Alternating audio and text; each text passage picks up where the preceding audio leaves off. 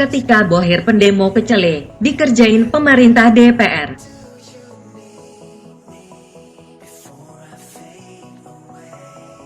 Sebenarnya kelakuan gerombolan kadrun ketika berdemo ini sangat gampang ditebak. Setiap demo mereka pasti ada sisipan iklan. Kayak nonton video YouTube aja. Ada iklan, ada pula endorsement dari si YouTuber. Kadang iklannya enggak relevan. Videonya tentang memasak, iklannya tentang game atau aplikasi. Tentu kalau di YouTube sih enggak apa-apa. Nah ini kalau gerombolan kadrun berdemo kan sok ngurusin dan ngerusuhin negara. Kayak negara mereka yang punya aja.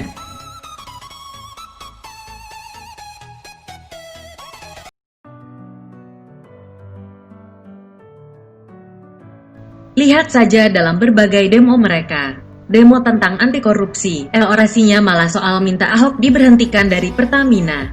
Kagak nyambung. Serupa banget dengan demo-demo mereka soal RUU HIP. Ngapain di demo lagi coba? Sedangkan ormas-ormas besar lainnya sudah menyampaikan pendapatnya dengan jelas. Seperti NU, Muhammadiyah dan MUI. Tapi gerombolan kadrun memang beda sih.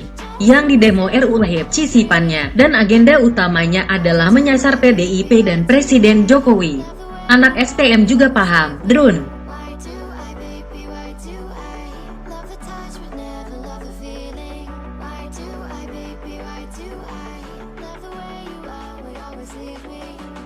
Sama saja dengan demo kemarin. Mereka sok mendemo lagi RUU HIP lah, kok salah satu tuntutannya adalah memakzulkan Presiden Jokowi. Ambiar. Ingat, upaya pemakzulan presiden secara tidak konstitusional adalah makar. Ada 5 tuntutan yang mereka taruh spanduknya di mobil komando. Ini mobil legend ya, bukan mobil legend. Mobil legendaris yang selalu ada dari zaman demo berjilid-jilid tahun 2016 sampai sekarang. Kembali ke tuntutan para pendemo kemarin, yakni berikut ini.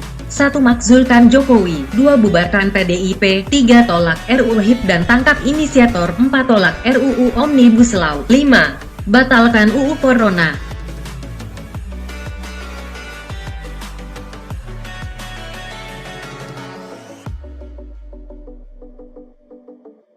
Itu yang demo. Kalau bisa menjelaskan Omnibus Law, saya boleh kasih hormat deh. Tapi saya enggak yakin. Intinya mereka ini menyasar PDIP dan Presiden Jokowi. Dilihat dari urutannya pun sudah kelihatan nggak benar dan nggak relevan. Harusnya kan tuntutannya diajukan ke pihak DPR RI sebagai satu lembaga. Terus salahnya di mana? Seorang anggota dewan menginisiasi sebuah rancangan undang-undang? Itu kan memang tupoksinya seorang anggota dewan.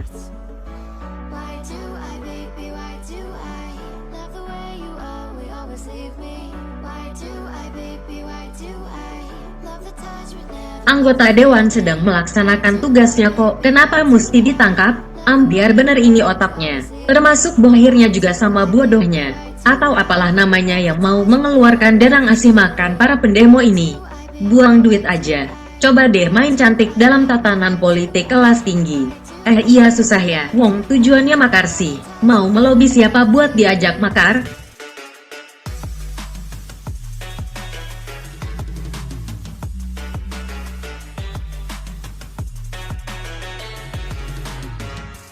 Demo-demo macam begini sebenarnya sudah basi.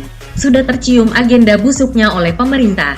Dengan argumen yang saya tuliskan di atas pun, sudah bisa diseret ke upaya makar. Kenapa kok pemerintah sepertinya membiarkan saja? Banyak alasan sih. Bisa jadi sedang memetakan kekuatan gerombolan ini dari segi jumlah dan artileri. Bisa jadi sedang mengumpulkan data aliran dana dari bohir alias memetakan bohir-bohirnya. Bisa jadi sedang menarik garis merah hubungan pendemo dengan gerakan terorisme. Banyak alasannya, walaupun bikin saya juga gemes. Karena pendemo ini tidak juga ditindak. Tapi saya masih mau kok wait and see sama langkah pemerintah.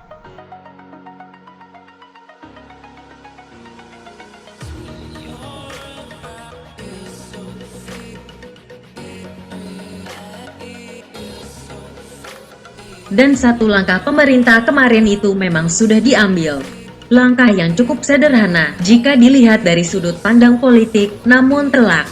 Gerombolan kadrun menuding RUU HIP ini sebagai jalan kebangkitan komunisme untuk mengganti Pancasila. Alasannya karena absennya TPMPRS soal larangan ajaran komunisme. dan adanya soal Trisila dan Ekasila.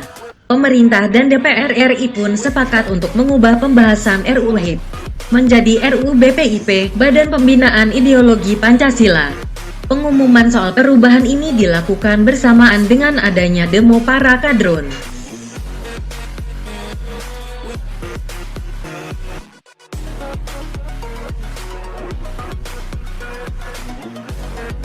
Dari judul RUU saja, saya bisa ngakak.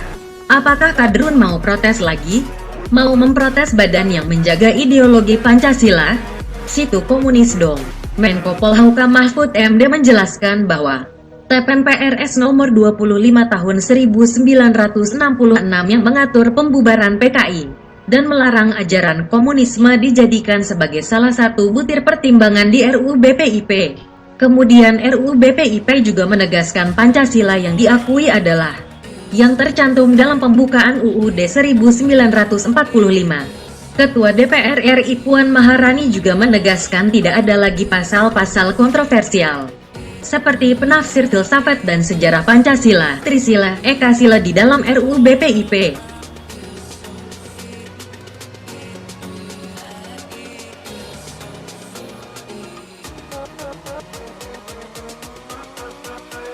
Langkah ini bikin saya menertawakan para pendemo dan bohirnya. Udah capek-capek demo, ngeluarin duit, dimaki banyak warga Jakarta karena bikin macet jalan, sampai disumpahi banyak orang agar kena virus corona. Dikerjain sama pemerintah dan DPR RI. Maaf, saya tidak menemukan kata lain yang tepat selain dikerjain. Ada kata lain malah lebih kasar, walaupun lebih lucu, yakni dikadalin. Kurang elok tapi, jadi kata dikerjain itulah yang paling cocok.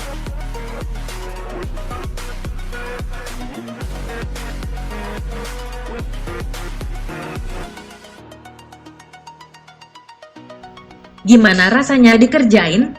Dibikin kehilangan kata-kata, langsung senyap. Udah nggak bisa tudingkan komunisme ke pemerintah dan DPR RI kan? Coba serang lagi RUU BPIP, nggak bisa kan dengan alasan bela Pancasila?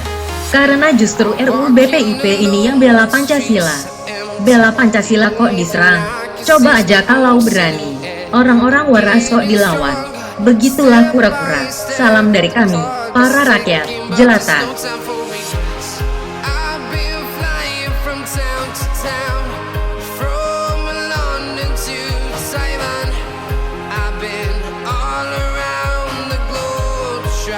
To protect your soul.